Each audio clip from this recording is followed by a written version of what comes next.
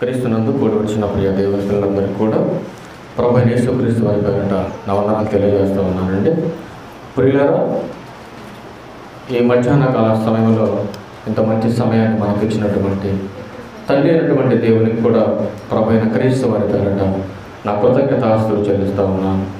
అలాగే చదవబడినటువంటి ఈ యోనా గ్రంథం 3వ అధ్యాయము 10వ వచనాన్ని ఒకసారి మనం చదువుకొని ఈరోజు మనం నేర్చుకోబోతున్నటువంటి పాఠంలోకి వెళదాం. యోనా గ్రంథం 3వ అధ్యాయము 10వ మాట.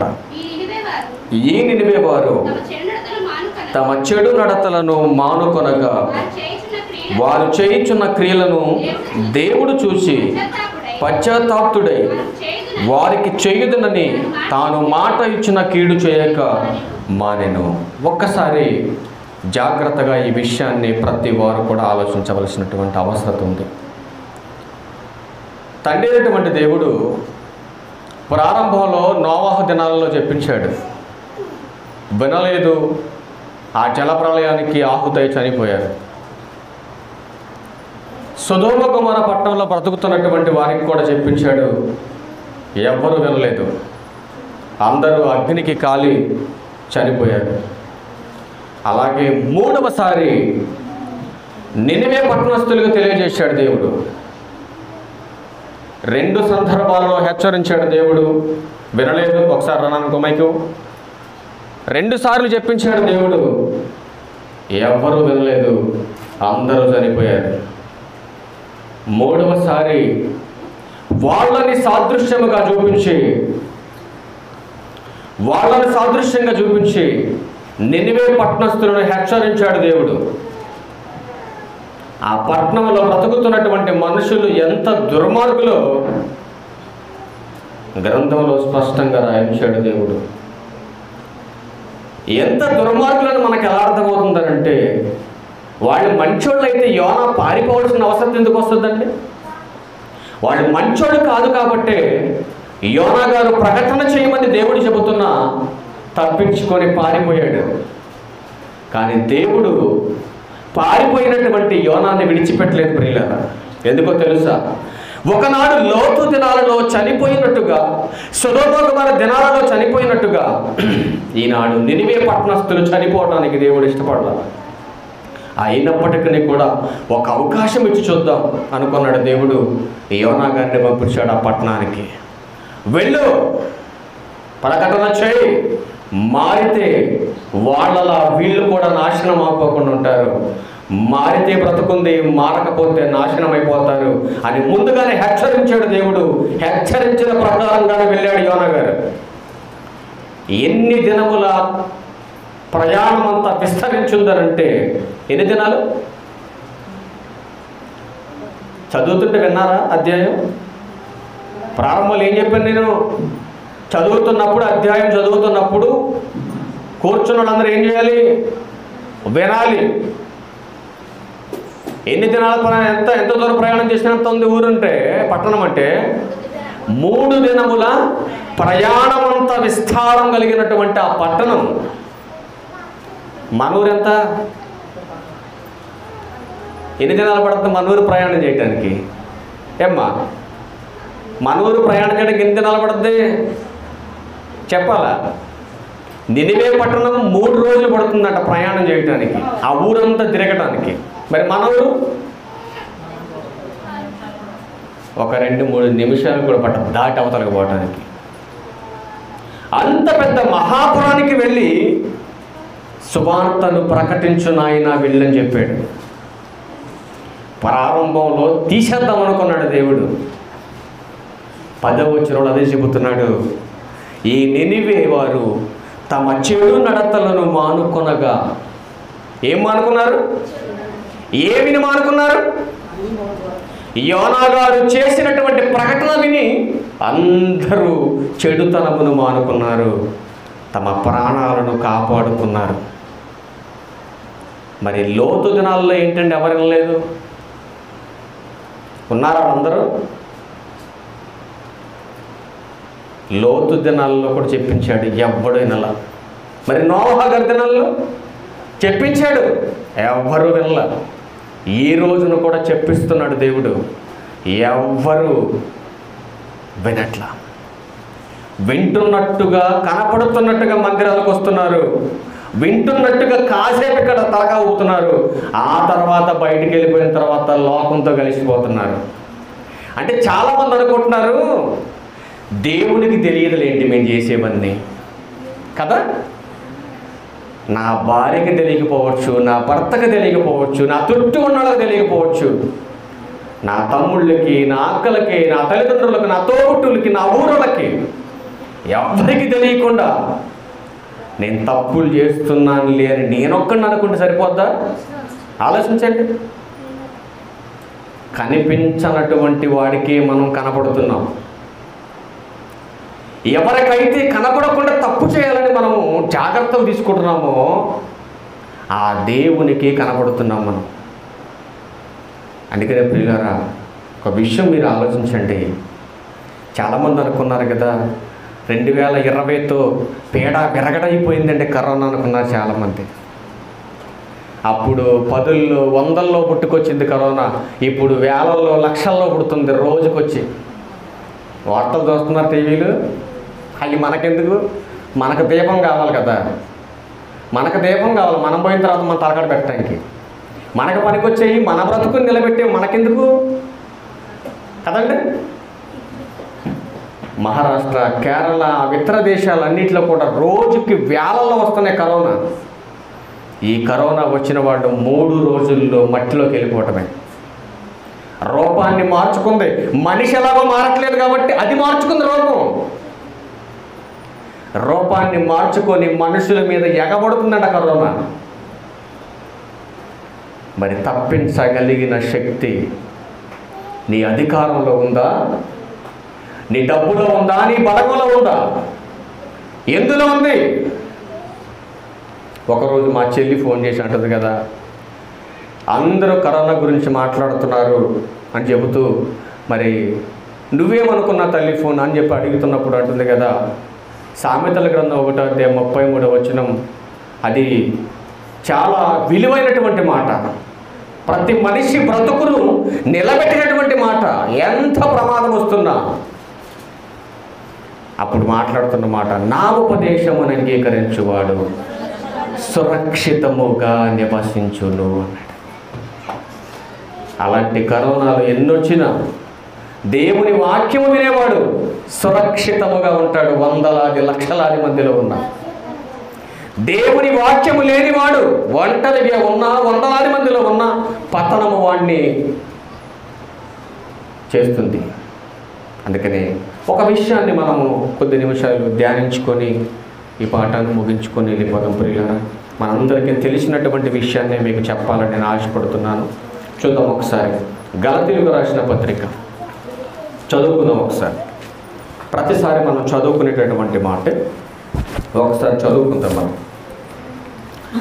గలతీయులకు రాసిన పత్రిక 5వ అధ్యాయము 19వ వచనం చదువుకుందాం. ప్రియులారా, ఒక్కరు చదవండి అందరేనండి. శరీర కార్యములు స్పష్టమై ఉన్నవి. ఒక్కసారి అక్కడ ఆగుతాం. శరీర కార్యములు స్పష్టమై ఉన్నవి. స్పష్టమై ఉన్నవంటే అర్థం ఏంటి? జాగ్రత్తగా మీరు బైబుల్ చూడాలి, లేదంటే నన్ను చూడాలి. పిల్లలకి వెళ్ళి కాదు. ఎవరి కోసం వాక్యం చెప్పేది? మీకోసం, నా కోసమా? శరీర కార్యములు స్పష్టమై ఉన్నవి. స్పష్టత అంటే అర్థం ఏంటి? స్పష్టమై ఉన్నవంటే అర్థం ఏంటి? ఇదేంటండి మీకు కనపడుతుందా? పెన్ను. దీని లోపల ఏముందండి? రీఫుల్ ఉంటుంది. దీని లోపల కనపడుతుందా? కనబడట్లా. స్పష్టంగా మీకు ఏం కనపడుతుంది? రీఫుల్ ఫైన్ ఉన్నటువంటి దాని ఆకారం కనపడుతుంది మీకు. అంటే అనగా దాని అర్థం ఏంటి? స్పష్టంగా పెన్ను కనపడుతుంది, కానీ రీఫుల్ మీకు కనపడుతున్నారంటే రీఫుల్ మీకు కనపడదు. అలాగే శరీర కార్యములు స్పష్టంగా మనకి కనబడుతున్నాయి. ఏమేం కనపడుతున్నాయి శరీర కార్యాలు చెప్పండి. బైబిల్ చూడకండి, నన్ను చూసి చెప్పండి. ఇప్పుడు మీరు శరీర కార్యములు స్పష్టంగా కనపడుతున్నాయి. ఏమేమి కనపడుతున్నాయి? చెప్పాలండి, తెలుసా తెలీదా మీకు? శరీర కార్యములు స్పష్టమై ఉన్నవి. ఎన్నో వందల సార్లు క్రైస్తవులు అయిన తర్వాత తినుంటారు ఈ మాటలు. శరీర కార్యములు స్పష్టమై ఉన్నవి. అవి ఏంటి? ఒక్కటి చెప్పండి సరే. అక్కడికే వెళ్ళిపోయారు మీరు డైరెక్ట్గా వాక్యంలోకి. ఇక బయట ఏమి లేవా? శరీర కార్యములు స్పష్టమై ఉన్నవి. వాక్యంలోకి వెళ్దాం మనం కూడా. మళ్ళీ ఏం చెప్పలేరు మీరు?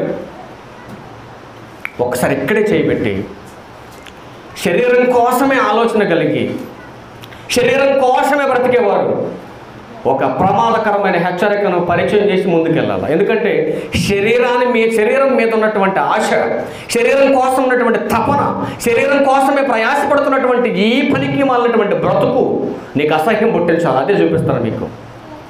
యోహాను సువార్త 6:63 యోహాను సువార్త 6:63 ఆత్మయే జీవింప చేయుచున్నది, శరీరము కేవలము నిష్ప్రయోజనము. 10,000 రూపాయల చీర కట్టుకున్నా, 1,00,000 రూపాయల ఆభరణాలు పెట్టుకున్నా, రుచికరమైనటువంటి విందులు విలాసాలలో ఈ శరీరము సంతోషపడుతున్నా, కోటాన కోట్ల డబ్బు ఈ శరీరం కోసం కూడబెట్టుకున్నా, ఇది కేవలము నిష్ప్రయోజనమైనది. ప్రసంగి గ్రంథం 12:7 ప్రసంగి గ్రంథం 12:7 తీయాలి త్వరగా.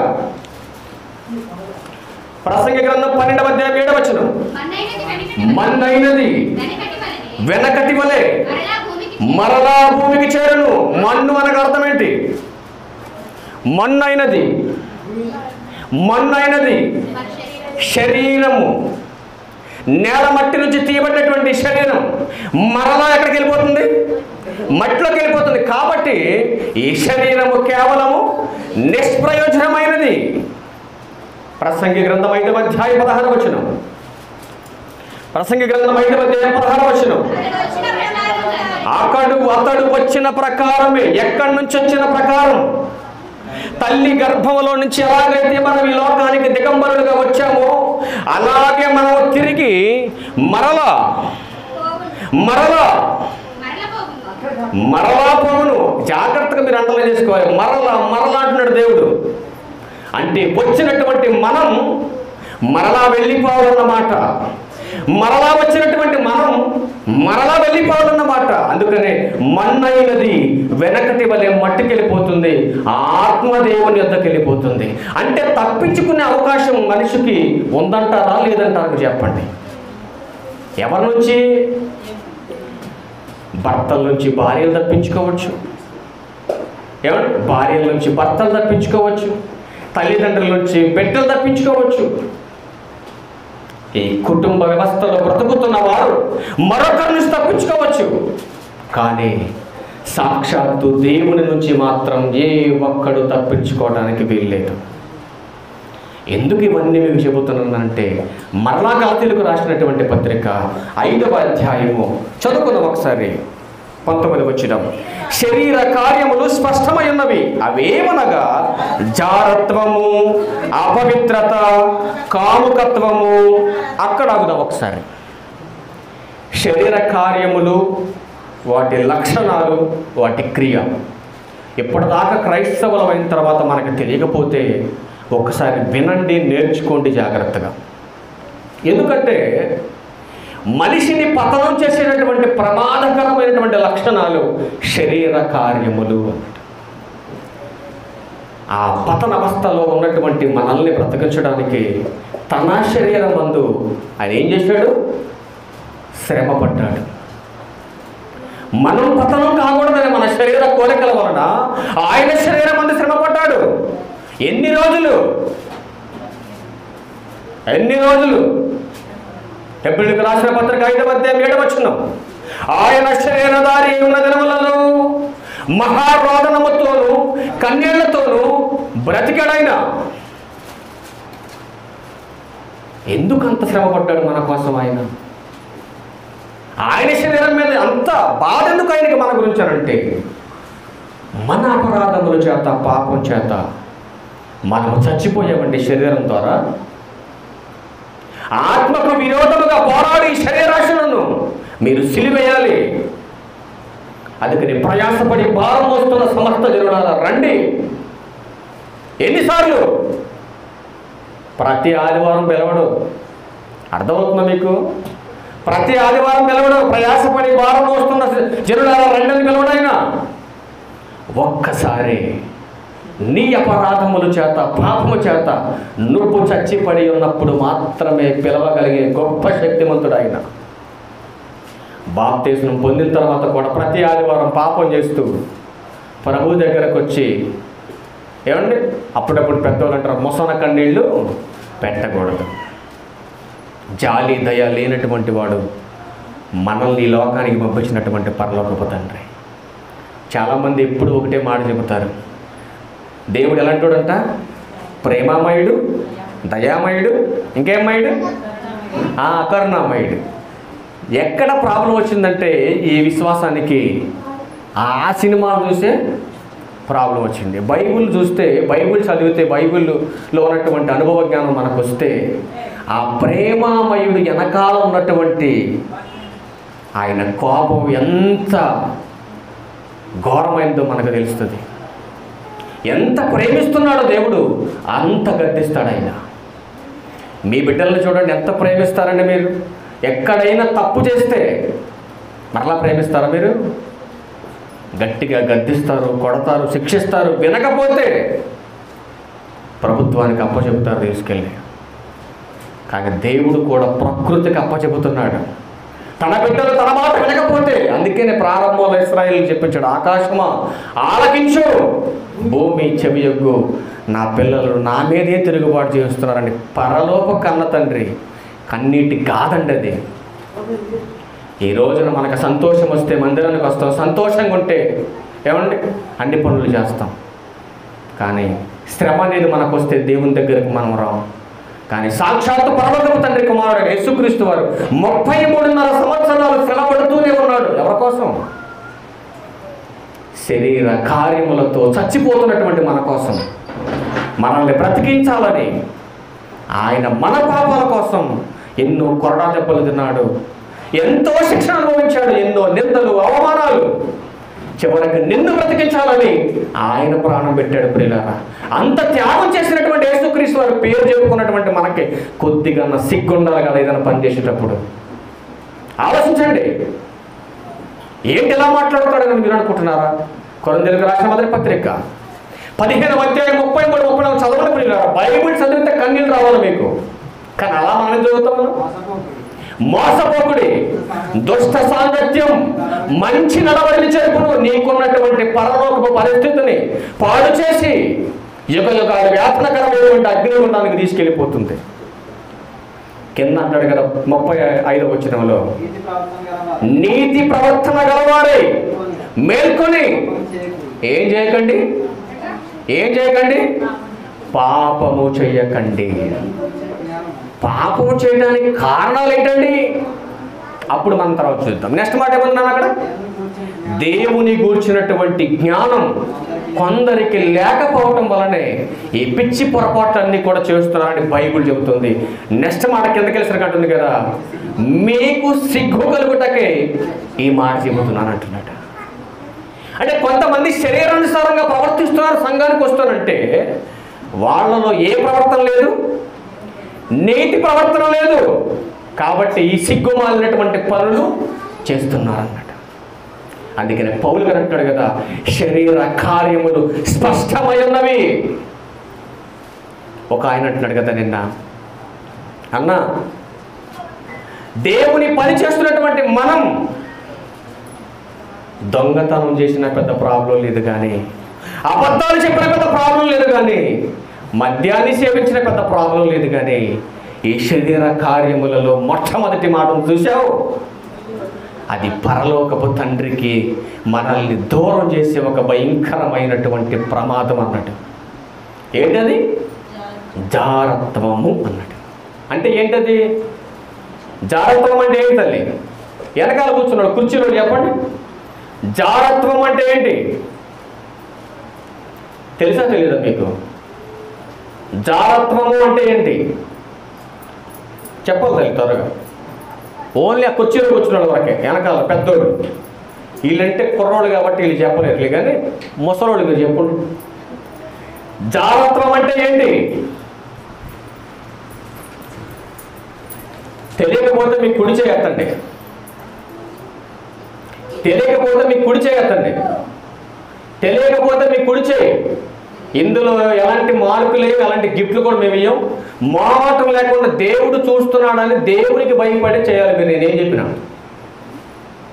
ఆడ అలాగే చెప్పుకుంటూ పోతాడులే, మేము ఇలాగే ఉంటాం కుర్చీలాగా అనుకుంటే మీ ఇష్టం, నేనేం చేయలేను. జారత్వం అంటే తెలియనటువంటి టీం కుర్చీలో ఉన్నవాళ్ళు. నెక్స్ట్ ఇటు పక్క పురుషులు చెప్పాలి. జారత్వం అనగా ఏంటి? వెనకాల వాళ్ళు. జారత్వం అనగా ఏంటి? తమ్ముడు చెప్పాలా? తెలియకపోతే మీ కుడి చేయి పైకెత్తండి. జారత్వం అంటే తెలియకపోతే మీ కుడి చేయి పైకెత్తండి. డ్రాప్ అయిపోయి ముందుకెళ్తాం మేము. Very good. నెక్స్ట్ కిందకు వచ్చినటువంటి యూత్. జారత్వం అంటే ఏంటి? వ్యభిచారము అన్నట్టు. జారత్వం అంటే ఏంటి? వ్యభిచారం. వ్యభిచారం అంటే ఏంటి? పెళ్లి కాకముందు చేయొచ్చా? అది పెళ్ళైన తర్వాత ఎందుకన్నా? జారత్వము అనగా ఏంటి? వ్యభిచారం. వ్యభిచారం అంటే ఏంటి?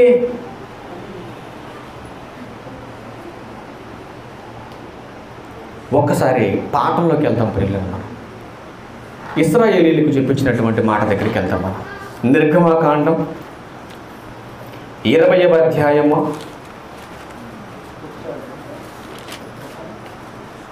20వ అధ్యాయము 17వ వచనం. ఈ జారత్వము వ్యభిచారం గూర్చి తెలియనటువంటి వారులారా కొంచెం జాగ్రత్తగా వినండి. మీరు నీ పొరుగువాని ఇల్లు ఆశింపకూడదు, నీ పొరుగువాని భార్యనైనను, అతని దాసునైనను, దాసినైనను, అతని ఎద్దునైనను, అతని గాడిదనైనను, నీ పొరుగువాని దగ్గర ఏదైనను నీవు ఆశింపకూడదని చెప్పాడు. ఇది ఒక ఆజ్ఞ. ఎవరికి చెప్పినటువంటి ఆజ్ఞ ఇది? ఇశ్రాయేలుకు చెప్పినటువంటి ఆజ్ఞ. మనకేమైనా సంబంధం ఉందంటారా లేదంటారా? ఏమ్మా, ఇది ఇశ్రాయేలు చెప్పినటువంటి ఆజ్ఞనండి. ఇది మాకు అవసరం లేదనుకుంటారా మీరు? మనకు కూడా ఏమైనా పని చేస్తుందా? ఏం చెప్పాడు తండ్రి అయినటువంటి దేవుడు మోషే గారితో? నాయన, ఇశ్రాయేలు దగ్గరికి వెళ్ళు, నీ పొరుగువాని ఇల్లైనను, నీ పొరుగువాని భార్య అయినను. ఇక మనకి దాసీలు లేరు, ఎద్దులు లేవు, గాడిదలు లేవు కాబట్టి పక్కన పెడతాం, మనకు వద్దయి. ఆ రోజుల్లో వాళ్ళకున్నాయి. ఏంటవి? దాసీలు, ఎద్దులు, గాడిదలు అన్నీ ఉన్నాయి. మరి మనకేమున్నాయి? ఇప్పుడు ఇల్లున్నాయి, భార్య ఉన్నారు. కాబట్టి మనమేం ఆశపడకూడదంటే ఈ ఇల్లు నాదేనండి అని అనకూడదు. నెక్స్ట్ వేరొకటి భార్యను ఇది నాదేనండి అని అనకూడదు. ఏమవుద్దండి అలా అంటే? దేవుడు చెప్పాడు కదండి ఆశించకూడదని. మరి మనం ఆశపడవచ్చా? అలా ఆశపడేటటువంటి తత్వాన్ని అపోస్తుడైనటువంటి పౌలు గారు అన్నాడు కదా, జారత్వము అన్నాడు. ఏమన్నాడు? జారత్వము. ఎవరు ఆశపడితే? పొరుగు వాని భార్యను ఆశిస్తే దానికి అపోస్తుడైన పౌలు గారు ఇది శరీర కార్యము, ఇది జారత్వము అన్నాడు. మన భాషలో చెప్పాలంటే దానిని వ్యభిచారము అంటున్నాడు పౌలు గారు. ఇదంతా జరగడానికి ముందు తండ్రి అయినటువంటి దేవుడు ఒక అద్భుతమైనటువంటి ఆలోచనాత్మకమైనటువంటి విషయాన్ని బయలుపరిచాడు ముందుగానే. ఆదికాండం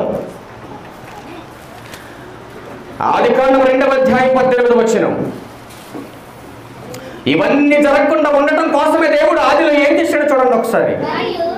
మరియు దేవుడైన యెహోవా నరుడు ఒంటరిగా ఉండుట మంచిది కాదు. అండర్లైన్ చేసుకోండి మాట.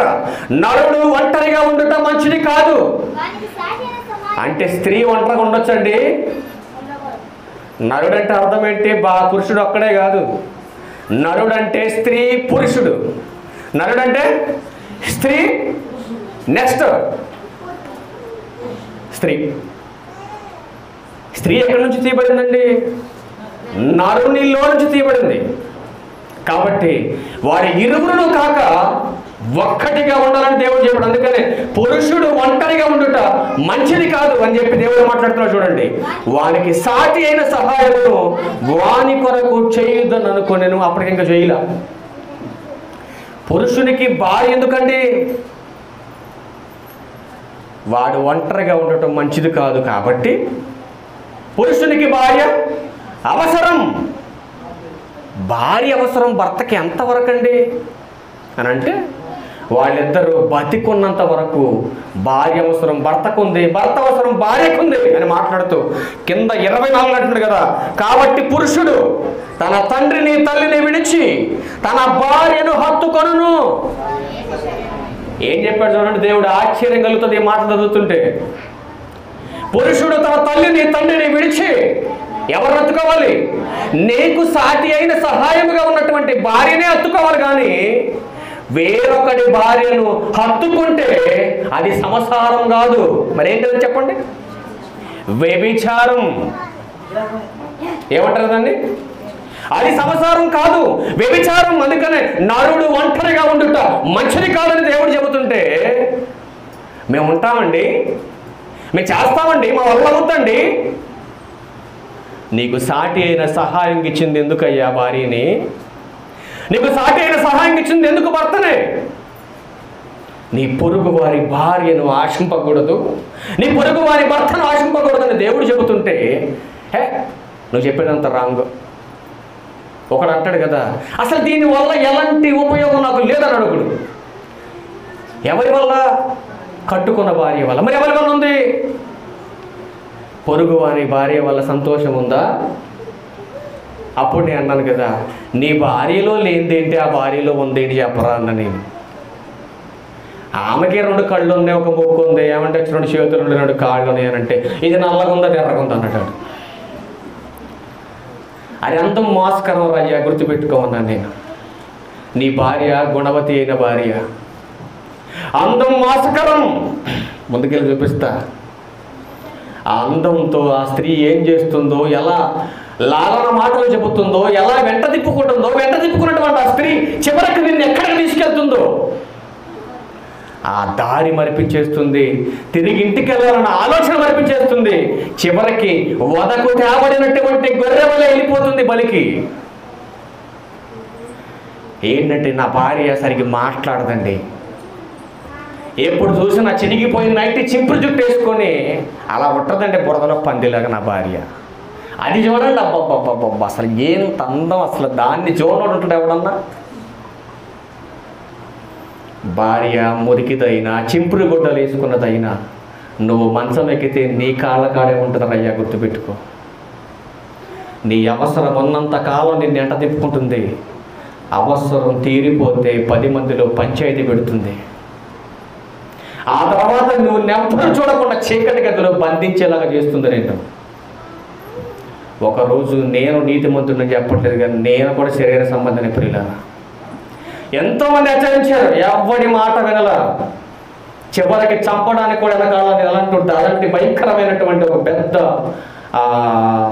అనకూడదులే కానీ పెద్ద రౌడీలు అంటుండే అప్పట్లో. దేనికి భయపడలే, ఎవరికి భయపడలే. ఒక్క నా తల్లిదండ్రులు తప్ప ఎవరికి భయపడి ఉంది కదా నేను భూమి మీద. అలా పరితగించి తిరుగుతున్నటువంటి సమయంలో దేవుడు అనుకున్నాడు కదా, ఎవ్వరు చూడట్లేదు అనుకుని పిచ్చి పనులు చేస్తున్నటువంటి వాడ, ఒక్కసారి నేనున్నానని గుర్తు చేస్తా నీకు. నువ్వు గుర్తు చేసుకోవడం కాదురయ్యా, నేనే గుర్తు చేస్తా నీకు అనుకున్నాడు దేవుడు. సమయం కోసం చూశాడు.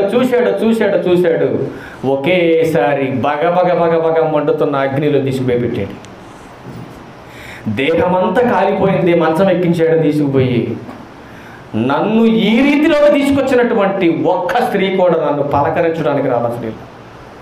నన్ను పాడు చేసినటువంటి పురుషులు కానీ స్త్రీలు కానీ ఒక్కరు కూడా దగ్గర రాలేదు. నా కోసం దేవారాత్రులు కన్నీళ్లు పెట్టుకొని ఏడ్చిన నా భార్యే నేను చచ్చిపోయే పరిస్థితులు ఉన్నప్పుడు నాకు సేవలు చేసి ఒక గర్భాన పుట్టినటువంటి కొడుకు చూసినట్టుగా చూసుకుంది నా భార్య. అంత గొప్ప త్యాగం కలిగినటువంటిది భార్య. అందుకనే ఇరువురు ఒక్కటిగా ఉండాలని చెబుతున్నాడు. నువ్వు భార్యను అంతగా హత్తుకోవాలి, భార్య అంతగా హత్తుకోవాలి భర్తని. ఏక శరీరం అని చెప్పాడు. అందుకనే ఎక్కడెక్కడి నుంచో పుట్టినటువంటి స్త్రీలు నా భర్త బంగారం అని ఎందుకు మాట్లాడుతుందో తెలుసా? ఈ బంగారంలో నుంచి వచ్చినటువంటి మేలైన బంగారాన్ని నువ్వు కాబట్టి.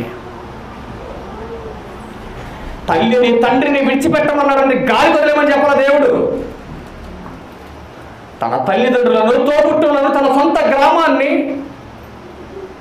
విడిచిపెట్టి నా భర్త దైవం అనుకుని నమ్ముకొని నీ దగ్గరకు వచ్చిన భార్యను నువ్వు ప్రేమించాలి, సన్మానించాలి. అదే రకంగా నిన్ను ప్రేమించే భర్తను నువ్వు గౌరవించాలి భార్యగా. అందుకని నరుడు ఒంటరిగా ఉండటం మంచిది కాదు. అది సాటి అయిన సహాయం నీకుంది. ఆ సాటి అయిన సహాయంతోనే నువ్వు జీవితాన్ని, కుటుంబ వ్యవస్థను అభివృద్ధి చేసుకోవాలి. మీరు ఫలించాలి, అభివృద్ధి పొందాలి. వివాహం అన్ని విషయములలో ఘనమైందని చెప్పి కొటేషన్లు బ్రహ్మాండంగా రాయిస్తారు పైన. దాని కింద ఉన్న మ్యాటర్ రాయించాడు దమ్ముంటే మీకు. ఏముండదు తెలుసా అక్కడ కింద? పానుపు నిష్కల్మషమైనదై ఉండాలి అన్నట్టు. పానుపు అంటే అందరికీ తెలుసు, ప్రత్యేకంగా విడమార్చి చెప్పాల్సిన అవసరం లేదు. పెళ్లికి ముందు నీ ఇష్టానుసారంగా తిరిగి ఈ రోజున ఒక పురుషునితో వివాహం చేసుకొని అది కల్మషమైనదా, కల్మషము కానిదా? కల్మషముతో కూడుకున్నది. అలా కల్మషముతో కూడుకున్న దానికి వివాహం అన్ని విషయంలో ఘనమైందని నువ్వెలా రాయిస్తావా దాని మీద? ఆలోచించు మరి. అందుకని జాగ్రత్తలు జరగకూడదని ప్రతి పురుషుడికి స్త్రీని తీసుకొచ్చి పెట్టాడు, ప్రతి స్త్రీకి పురుషుని తీసుకొచ్చి పెట్టాడు దేవుడు. చాలా మంది అనుకున్నారు ఈ శరీరాన్ని సంతోషి పెట్టుకోవడం కోసమే, ఈ శరీరం సుఖం కోసం అనుకుంటున్నారు చాలా మంది. ఏమండి జాగ్రత్తల సుఖం ఎక్కడ ఉందండి? 66 పుస్తకాలు చదువుకొని చూడండి మీరు. వ్యభిచారంలో సుఖము లేదు ప్రియులారా, మీరు ఆలోచించండి. ఇంకా ముందుకెళ్దాం మనం, ఇంకా ముందుకెళ్దాం. మత్తయి సువార్త ప్రభు చెప్పిన మాట కూడా విందాం. అంటే శారీరకంగా పురుషుడు స్త్రీ కలిస్తేనే జాగ్రత్తము వ్యభిచారం అని మీరు అంటున్నారు, కానీ ప్రభు ఏమంటున్నాడో చూడండి ఒకసారి. మత్తయి సువార్త 5వ అధ్యాయం 27వ వచనం. మత్తయి సువార్త 25వ అధ్యాయము 5వ అధ్యాయం 27వ వచనం. వ్యభిచారము చేయవద్దని చెప్పబడిన మాట ఎక్కడున్నారు? ఈ మాట మోషే ధర్మశాస్త్రం అందు విన్నారు మీరు. కానీ ఇప్పుడు నేను చెబుతున్నటువంటి కొత్త మాట వినండి. ఇప్పుడు నేను మీతో చెప్పినదేమనగా, ఒక స్త్రీని మోహపు చూపుతో చూచి ప్రతి వాడు అప్పుడే తన హృదయమందు ఆమెతో వ్యభిచారము చేసిన వాడగును. చూడండి ఎంత తేడా ఉందో.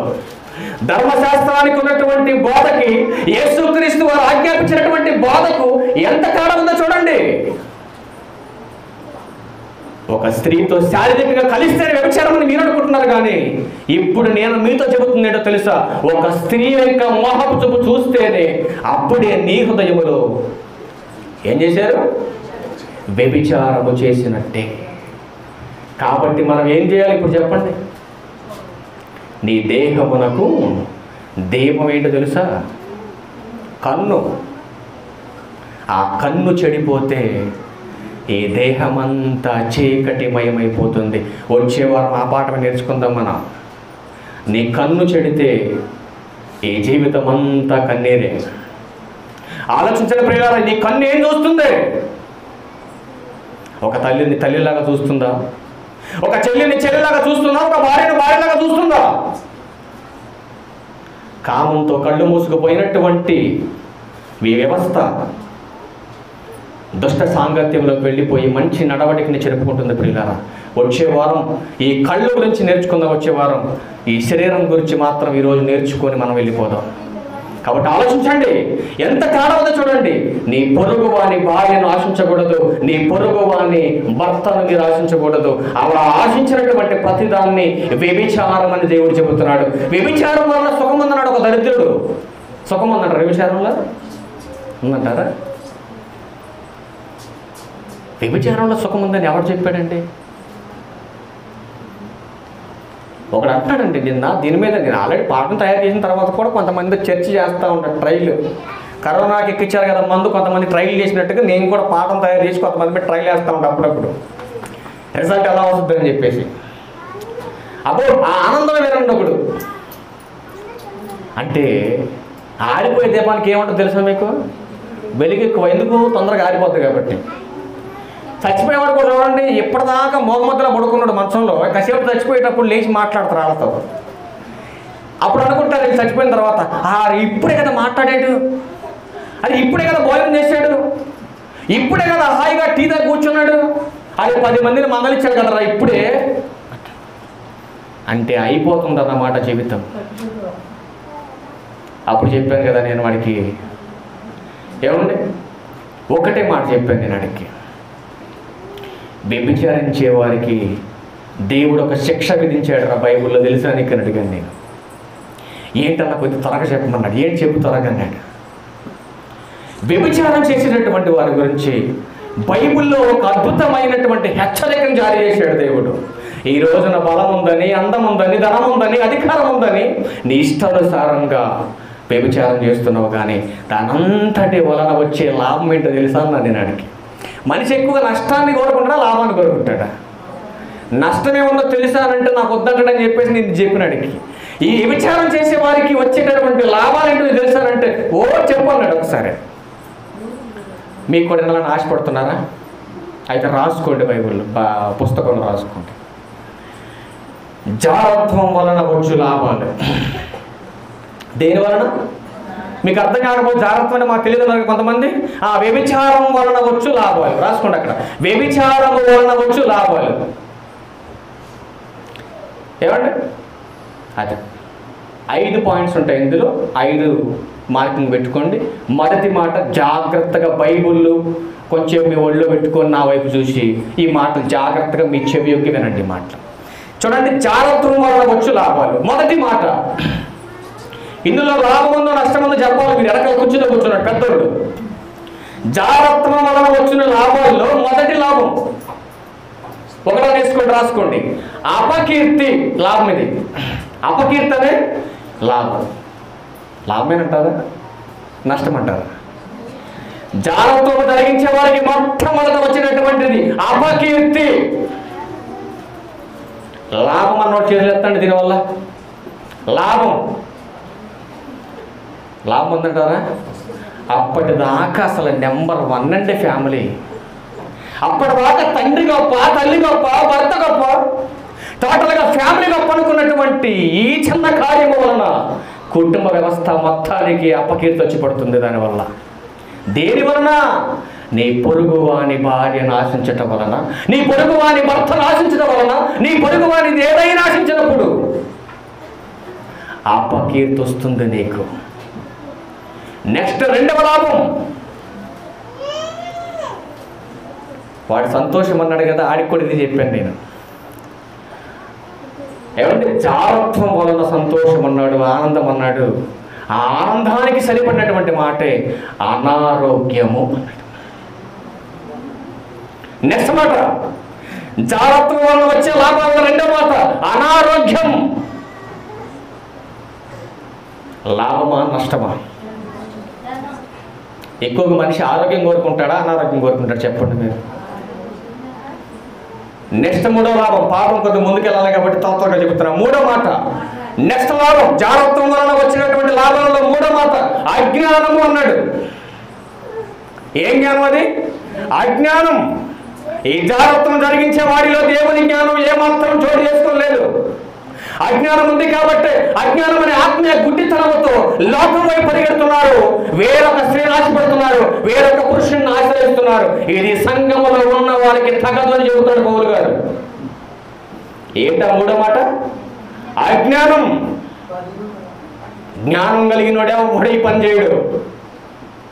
అజ్ఞానంతో ఉన్నటువంటి వారే ఈ జారత్వానికి బానిసలుగా వెళ్ళిపోతున్నారు. ఈ జారత్వం జరిగించే వారికి ముగింపులో చూపిస్తారు వాళ్ళకి ఏం జరుగుద్దో. నెక్స్ట్ ఎన్నో మాట? అబ్బా బాగా స్పీడ్గా ఉన్నారు మీరు. జాగ్రత్తం అనవచ్చు లాభం. నాలుగో మాట అకాల మరణం. ఏంటది? అకాల మరణం. అయ్యో అందరికీ తెలిసిపోయింది, అందరికి అవమానం జరుగుతుంది, ఈ బ్రతుకుడు కంటే చచ్చుటే మేరని పరిగెత్తుకొని ఒక ఆవిడ వెళ్ళిపోయి ఫ్యాన్ కొనేసుకొని చచ్చింది. మరొక ఆయన పరిగెత్తుకుని పోయి అయ్యో దొరికిపోయాను, నా భార్య దొరికిపోయిందని చెప్పేసి గబగబ వెళ్ళిపోయి ఆ తోట చెట్లలో కొట్టి పురుగుల మందు తాగాడు. మరొక ఆవిడే అయ్యో మా ఆయన వస్తే చంపేస్తాడని చెప్పేసి అప్పుడు కిరోసిన్ ఉంటుంది కదా ఇంట్లో, అది తీసేసుకొని పాపం గబగబా పోల్చుకొని ఉంటే మీద పోసుకుంటే అందులో లీటరే ఉంది కాబోలు సగమే కాలింది ఆ అమ్మాయి. ఏంటి దీని అంతటి వలన ఇంత లాభం ఉందానంటే అవును మరి ఇంత లాభం ఉంటుంది. మరి జాగ్రత్తలు జరిగించే వాళ్ళకి అకాల మరణం, ఎప్పుడు చచ్చిపోతారో ఎవరు చెప్పలేరు వాళ్ళ గురించి. ఒక ఆవిడ తన తండ్రికి తల్లికి అవమానం వస్తుంది, మా అన్నయ్యలకు అవమానం వస్తుంది అనుకున్నది. అప్పటిదాకా ప్రేమికుడి మాయమాటలు విన్నది. వారానికి 15 రోజులు, నెలకి 15 రోజులు పుట్టింటికి వెళ్తుంది అనుకున్నాడు భర్త. ఏంటి ఇన్నిసార్లు నా భార్య ఎన్నిసార్లు పుట్టింటికి పోతుంది అనుకున్నాడు. ఆ ఊళ్ళోని 4 పెట్టుకున్నాడు. నా భార్య వచ్చి 15 రోజులు ఉంటుంది ఇక్కడ, ఈ 15 రోజులు నా భార్య ఏం చేస్తుందో మీరు 4 వాలంటీర్లుగా నాకు పనిచేసి అది ఏం చేస్తుందో కనిపెట్టి నాకు చెప్పండి అన్నాడు. 4 జీతాలుగా పెట్టుకున్నాడండి వాడు. ఎంత తెలివిగలడు చూడండి. 4 ప్రతి దినం పసిగడతా ఉన్నారు. ఎవరు తెలుసా 4? స్త్రీలనే పట్టుకున్నాడు. మళ్ళా పురుషులు ఎందుకు పట్టుకుంటారు? స్త్రీ గుట్టు బయట పెట్టాలంటే స్త్రీ వల్ల ఉంది, పురుషుని గుట్టు బయట పెట్టాలంటే పురుషుడు వల్ల కాదు ప్రియుల, ఆడవాళ్ళే ఉంటుంది కూడా. అర్థమైందండి? మా గుట్టు బయట పెట్టాలన్నా మీ గుట్టు బయట పెట్టాలన్నా మహాతల్లులు మీ దగ్గరే ఉందంతా. 4 ఎన్నిక చేసుకున్నాడు, 4 పసిగట్టారు, 4 జత చేశారు. అమ్మాయి గుట్టంతా ఎప్పటికప్పుడు మెసేజ్లు కొట్టేస్తారు మొత్తం. వెంటనే మెసేజ్ పంపించాడు అన్నయ్యలకి, తల్లిదండ్రులకి. అన్నలకు తెలియదు, తల్లిదండ్రులకు తెలియదు, తోబుట్టులకి ఎవరికి తెలియదు. ఒక్కటి రహస్యంగా తప్పు చేస్తుంది, ఊరంతా కాకై కోస్తుంది. అదే కదా మన వాళ్ళనే మాట. ఇంటి వాళ్ళకి తెలియదు లేదు తప్పు తొందరగా, ఊళ్ళో ఉన్నవాళ్ళకి బాగా తెలిసింది. మనకు అలాంటి వాడు కదా. అది ఎప్పుడు తెలుస్తుంది? భర్తకి కానీ భార్యకి కానీ కుటుంబీకులు కానీ అంటే అంతా చేజారిపోయి చివరికి మరణం అంచుల్లోకి వెళ్ళి నిలబడిన తర్వాత అప్పుడు భార్య, అప్పుడు భర్త, అప్పుడు తల్లిదండ్రులు, అప్పుడు తోబుట్టులు, అప్పుడు నా వాళ్ళని గుర్తొస్తుంది. కానీ అప్పుడు ఎవడో నిన్ను కాపాడలేడు. చివరికి ఎక్కిందండి 7 అంతస్తులు అపార్ట్మెంట్ పైకి వెళ్ళిపోయింది. భర్త ఒక రూపంతో వస్తున్నాడని తెలుసుకున్నటువంటి భార్య నా అన్నలకి అందరికీ అవమానం జరుగుతుంది. 10 మందిలో పంచాయతీ పెడతాడు, 10 మందికి అవమానం జరుగుతుంది. ఈ మాట ఉన్నటువంటి నా తండ్రి బ్రతకడం, నా అన్నయ్యల బ్రతకడం అనుకుంది. వెంటనే పరిగెత్తుకుని వెళ్ళిపోయింది. అప్పటిదాకా ఏ జ్ఞానంతో పనిచేసింది నీ స్త్రీ? అజ్ఞానంతో పనిచేసింది. అకాల మరణానికి వెళ్ళిపోయింది. పైకి వెళ్ళిపోయి అక్కడ ఒక లెటర్ రాసి ఏడుస్తుంది. తెలియక తప్పు చేశాను నేను, నా తల్లిదండ్రులకు అవమానం తెచ్చేటటువంటి బ్రతుకు ఉండడానికి వీలు లేదనుకుంది. వెళ్ళిపోయింది పైకి. అక్కడి నుంచి దూకి చచ్చిపోయింది. చచ్చిపోయిన తర్వాత తల్లిదండ్రులు, అన్నయ్యలు, భర్త అందరూ ఆ లెటర్ చూశారు. వాళ్ళు ఏమని ఏడుస్తున్నారో తెలుసా? ఆ తప్పేదో మా దగ్గరకు తీసుకొచ్చి మాకు చెబితే తప్పును సరిదిద్దే వాళ్ళం కదా, చేతకానటువంటి దానిగా పైకెక్కి చనిపోయి నీ ప్రాణాలను నువ్వు తీసుకున్నావు. కాబట్టి అలా ప్రాణం తీసుకున్నటువంటి నీ ఆత్మకు ఎప్పుడూ కూడా పరలోకము రాదు. 5వ మాటే ఆత్మకు నాశనము అన్నాడు. ఆత్మకు నాశనం. సగం గాలిపోయిందండి ఒక అమ్మాయి. సగం గాలిపోయి ఏమంటుందో తెలుసా? నా భర్త వస్తే నన్ను చంపేస్తాడనే ఆలోచనతోనే ఈ కిరోసిన్ పోసుకొని కాల్చుకొని చచ్చిపోవాలనుకున్నాను. కానీ ఆ కిరోసిన్ లీటరే ఉండటం వలన నేను మొత్తం కాలిపోయి చనిపోలేకపోయాను అనుకుంది. చివరికి హాస్పిటల్కి తీసుకుపోయారు. తీసుకుపోయినటువంటి మరికొద్ది గంటల్లోనే అక్కడే ప్రాణం పోయింది పిల్లలు. ఆ భర్త ఎప్పటికీ బిడ్డలను పెట్టుకొని ఒంటరిగా అనాథగా బ్రతుకుతూ ప్రతిసారి కనపడినప్పుడల్లా ఏడుస్తూ బాధపడుతూ ఉంటాడు. ఈ లోకంలో ఎంతమంది తప్పులు చేసిన వాళ్ళు లేరండి? ఆ తప్పులు దిద్దుకొని కాపురాలు నిలబెట్టుకున్న వాళ్ళు ఎంతమంది లేరండి? నా భార్య అనవసరంగా పిచ్చి పని చేసి చచ్చిపోయిందండి, బ్రతికున్నట్టయితే తన ప్రవర్తన మార్చేలాగా ఎంతో కొంత నేనే బతినాడు చెప్పేవాడిని అన్నాడు. అనే చేతులు పట్టుకొని ఏడుస్తున్నాడు. ఒక్కసారి నీ జీవితం నాశనం అయిపోతే తిరిగి రాదు ప్రియులారా, గుర్తుపెట్టుకోండి. నా అందమంతా కాలిపోయింది, లోకంలోకి నన్ను ఎవరు చూస్తాడని నేను కూడా చచ్చిపోవాలనుకున్నాను. కానీ నా దేవుడు గొప్పోడు కదా, నన్ను చచ్చిపోతాడు.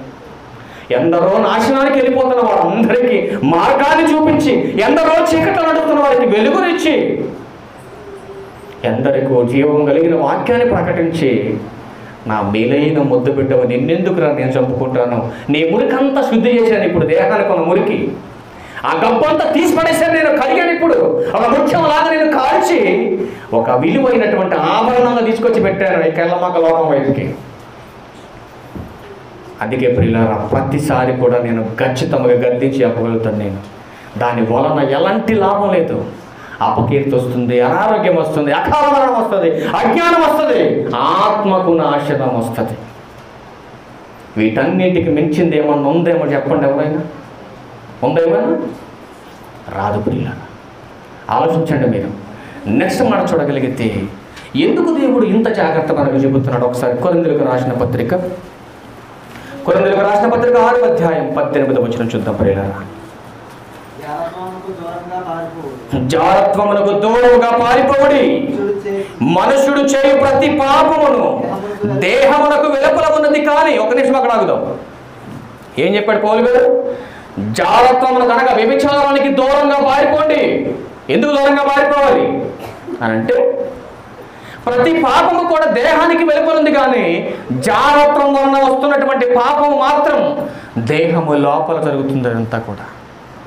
అందుకని మాట్లాడుతున్నాడు కదా, ప్రతి పాపము దేహమునకు వెలుపలుంది కానీ జారత్వము చేయువాడు తన సొంత శరీరమునకు హానికరముగా పాపము చేయుచున్నాడని మాట్లాడుతూ, మీ దేహము దేవుని వలన మీకు అనుగ్రహింపబడి అన్నట్టు. మీ దేహము దేవుని కొరకే కానీ జారత్వము కొరకు కాదు. మీ దేహము నీ భర్త అయినటువంటి నీ యజమానుడి కొరకే కానీ వేరొకని భర్త కోసం కాదు, వేరొకని భార్య కోసం కాదు ఈ దేహం. అందుకని నరునిలోంచి తీయబడింది, అనగా పురుషునిలోంచి తీయబడింది కనుక నీ భర్తలోంచి నువ్వు వచ్చావు కనుక నీ భర్తకు నువ్వు సాటి అయిన సహాయానివి, నీ భర్తకు మాత్రమే నువ్వు లోబడాలి. వేరొకడు ప్రధానైనా, ముఖ్యమంత్రి అయినా, ఎమ్మెల్యే అయినా, ప్రెసిడెంట్ అయినా, ఎవరైనప్పటికీ కూడా ఏ ఒక్కడికి నువ్వు లోపడవలసినటువంటి అవసరం లేదు. ఒక భార్యగా నీ బాధ్యత నీ దేహం పైన, నీ భర్తకు, నీ భర్త దేహం పైన నీకు మాత్రం అధికారం ఉంది. వేరొకరితో చేసేటటువంటి పదంతా వ్యభిచారంగా జాగ్రత్తగా మనకు చూపిస్తూ ఉంది గ్రంథం. కాబట్టి మరి ఒక విషయాన్ని చూడగలిగితే కింద 19 అంటాడు కదా, మీ దేహము దేవుని వలన మీకు అనుగ్రహింపబడి మీలోనున్న పరిశుద్ధాత్మకు ఆలయమైనదని మీరు ఎరుగరా, మీరు మీ సొత్తు కారు, విలువ పెట్టి కొనబడిన వారు కనుక మీ దేహముతో దేవుని మహిమపరచుడి. మీ భర్తలను కూడా మీరు డబ్బులు ఇచ్చే కదా కొనుక్కున్నారు. దేవుడు కూడా మిమ్మల్ని డబ్బులు ఇచ్చే కదా కొనుక్కున్నాడు. డబ్బులేనా దేవుడు మనకిచ్చింది? విలువ పెట్టి కొనలేనటువంటి రక్తం, విలువ పెట్టి కొనలేనటువంటి రక్తము చేత మనల్ని కొన్నాడు. కాబట్టి అధికారం ఎవరికి ఉంది? సాక్షాత్తు దేవునికే ఉంది ప్రియులారా, మన మీద అధికారం. కాబట్టి డబ్బులు ఇచ్చి కొన్న భర్త మీద అధికారం ఎవరికి ఉంది? భార్యకే ఉంది. ఉందా లేదా? డబ్బులు ఇచ్చి కొందండి మిమ్మల్ని భార్య. ఏమండి? మిమ్మల్ని కదా, నన్ను కూడా. ఏమండి? మనల్ని మన భార్యలు ఏమిచ్చుకున్నారు? డబ్బులు ఇచ్చి కొన్నారు. ఎందుకు కొన్నారు? డబ్బులు ఇచ్చి కొన్నోళ్ళు యజమానులుగా ఉండాలా? డబ్బులకి అమ్ముడు పోయిన మనం యజమానులుగా ఉండాలి? మీరు చెప్పాలి, ఒకసారి చెప్పాలి. డబ్బులు ఇచ్చి కొన్న భార్య అధికారంగా ఉండాలా మన మీద? డబ్బులకి అమ్ముడు పోయిన మనం అధికారులుగా ఉండాలా? బైబిల్కి పూర్తిగా విరుద్ధంగా లేదు ఈ మాట. ఆలోచించండి కదండి. బైబిల్కి పూర్తిగా విరుద్ధంగా ఉంది. కాబట్టి బైబిల్ ప్రకారం మన ప్రవర్తన, బైబిల్కి ఇష్టమైనటువంటి త్రోవలో మనం వెళ్ళాలంటే ఇక మీదటైన సత్యాన్ని మనం తెలుసుకొని మన కుమారుడికి మనం పెళ్లి చేసేటప్పుడు డబ్బులు తీసుకోకుండా పెళ్లి చేద్దాం ప్రియులారా. అర్థమైందండి? ఈ లైవ్లో చూస్తున్నటువంటి వందలాది మందికి కూడా చెబుతున్న ఒక మాట, ఖచ్చితంగా ఆయన నిజమైన క్రైస్తవులు అయితే మీరు ఎక్కడైనా మీ కుమారులకి కట్నం తీసుకోకుండా మీ బిడ్డలకు పెళ్లి చేయండి. ప్రయత్నించండి. ఒకసారి పోయేదేముంది?